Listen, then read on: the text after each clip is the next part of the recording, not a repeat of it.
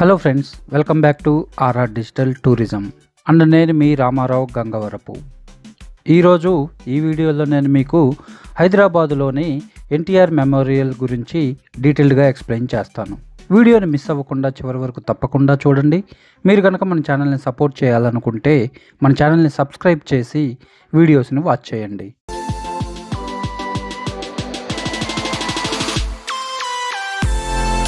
ఎన్టీఆర్ ఘాట్ వచ్చేసి తెలంగాణ స్టేట్కి రాజధానిగా ఉన్నటువంటి హైదరాబాదు సిటీలో ఖైరతాబాద్ అనే ఏరియాలో తెలంగాణ సెక్రటరియేట్కి ఆనుకొని ఉంది.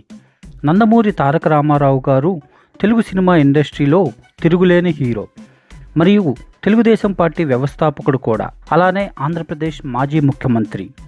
తెలుగువారు అన్నగారు అనే అభిమానంతో పిలుచుకునే ఎన్టీ రామారావు గారు తెలుగు, తమిళం, హిందీ, గుజరాత్ భాషలలో కలిపి దాదాపు 303 చిత్రాలలో నటించారు. పలు చిత్రాలను నిర్మించి మరెన్నో చిత్రాలకు దర్శకత్వం కూడా వహించారు.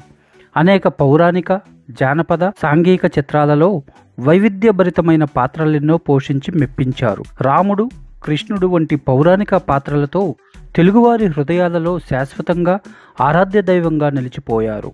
రామారావు గారు 1982వ సంవత్సరంలో మార్చి 29న తెలుగుదేశం పేరుతో ఒక రాజకీయ పార్టీని స్థాపించి కేవలం 9 నెలల్లోనే ఆంధ్రప్రదేశ్లో కాంగ్రెస్ పార్టీ ఆధిపత్యానికి తెరదించుతూ అధికారాన్ని కైవసం చేసుకున్నాడు.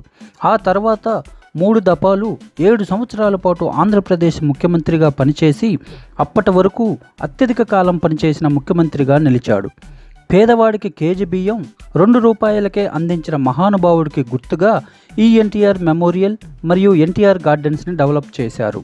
ఈ ఎన్టీఆర్ మెమోరియల్లోనే నందమూరి తారక రామారావు గారి సమాధి ఉంది. ప్రతి సంవత్సరం ఆయన పుట్టినరోజున మరియు వర్ధంతి రోజున నందమూరి కుటుంబ సభ్యులతో పాటు ఎన్టీఆర్ గారి అభిమానులు కూడా పెద్ద ఎత్తున ఈ మెమోరియల్ని సందర్శిస్తుంటారు. నారా చంద్రబాబు నాయుడు గారు ఉమ్మడి ఆంధ్రప్రదేశ్కి ముఖ్యమంత్రిగా ఉన్నప్పుడు ఈ ఎన్టీఆర్ మెమోరియల్ని 28వ తారీఖున మే 1999లో ప్రారంభించారు. తారక రామారావు మరియు బసవతారకం దంపతులకు 11 మంది సంతానం. 11 మందిలో 7 కుమారులు, 4 కుమార్తెలు ఉన్నారు. జయకృష్ణ, సాయికృష్ణ, హరికృష్ణ, మోహన్ కృష్ణ, బాలకృష్ణ, రామకృష్ణ, జయశంకర కృష్ణ కుమారులు కాగా లోకేశ్వరి, దగ్గుపాటి పురంధేశ్వరి, నారా భువనేశ్వరి, కంటమనేని ఉమామహేశ్వరి కుమార్తెలు. రామారావు గారు కాలేజీలో విద్యాభ్యాసం చేస్తున్నప్పుడు వారి ఆస్తి మొత్తం ఏవో కారణాల వల్ల హరించకపోయింది. అప్పుడు యుక్త వయసులో ఉన్న రామారావు జీవనం కోసం కొన్ని రోజులు పాల వ్యాపారం, తర్వాత కిరాణా కొట్టు, ఆపై ఒక ముద్రణాలయాన్ని కూడా నడిపాడు. ఆర్థిక ఇబ్బందులు ఉన్నప్పటికీ అప్పు ఎప్పుడూ చేసేవాడు కాదు. రామారావు గారు 1947లో పట్టభద్రుడయ్యాడు. తదనంతరం అతను మద్రాసు సర్వీస్ కమిషన్ పరీక్ష రాశాడు. పరీక్ష రాసిన 1100 మంది నుండి ఎంపిక చేసిన 7గురిలో ఒకడుగా నిలిచాడు. అప్పుడు అతనికి మంగళగిరిలో సబ్ రిజిస్టర్ ఉద్యోగం లభించింది.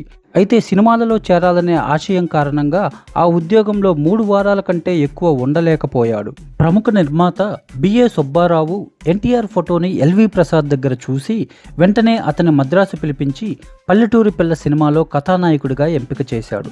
దీనికి గాను రామారావుకు 1116 పారితోషికం లభించింది. ఎన్టీఆర్ క్రమశిక్షణలో చాలా ఖచ్చితంగా ఉండేవాడు. గంభీరమైన తన స్వరాన్ని కాపాడుకోవటానికి ప్రతిరోజు మద్రాస్ మెరీనా బీచ్లో అభ్యాసం చేసేవాడు.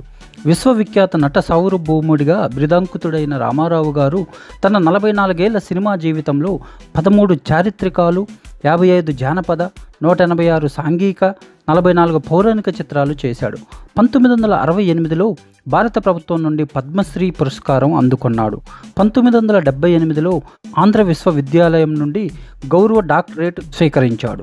ఎన్టీఆర్ ఘాట్ ఎంట్రీ వచ్చేసి ఫ్రీ అన్నమాట. ఎలాంటి ఛార్జెస్ ఆర్ టికెట్స్ మనం కొనాల్సిన పని లేదు. వెహికల్స్ పార్కింగ్ ఛార్జెస్ వచ్చేసి కార్ అయితే 50 రూపీస్, బైక్ అయితే 20 రూపీస్ ఛార్జ్ చేస్తారు. ఇక్కడ NTR memorial address and location ఈ వీడియో డిస్క్రిప్షన్ సెక్షన్లో యాడ్ చేశాను. మీరు కనుక ఈ ఎన్టీఆర్ మెమోరియల్ని విజిట్ చేయాలనుకుంటే వీడియో డిస్క్రిప్షన్ సెక్షన్ని రిఫర్ చేయండి. ఈ వీడియో కనుక మీకు నచ్చినట్లయితే లైక్ చేసి వీడియోని షేర్ చేయండి. అలానే మీ ఫీడ్బ్యాక్ను మాకు కమెంట్స్ రూపంలో తెలియచేయండి. Thanks for watching this video. Bye friends.